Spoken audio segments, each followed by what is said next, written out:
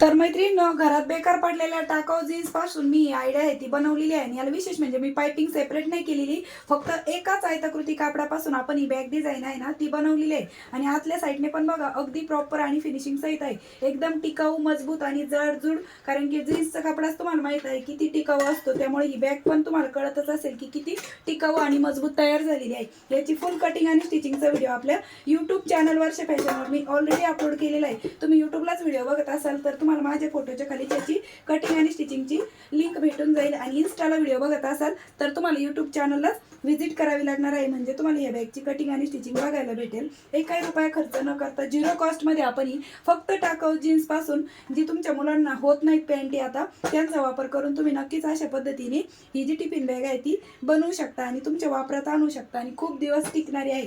तर आवडली असेल तर लाईक करा, शेअर करा आणि असेच व्हिडिओ बघण्यासाठी आपल्या वर्षा फॅशन चॅनलला नक्की सबस्क्राईब करा. Bye bye. तर बघा 12 इंच याची रुंदी आहे, उंची आहे 11 इंच, 11 बाय 12 इंच आहे. आणि साईडची रुंदी आहे 5.5 ते 6 इंचची साईडची रुंदी आहे.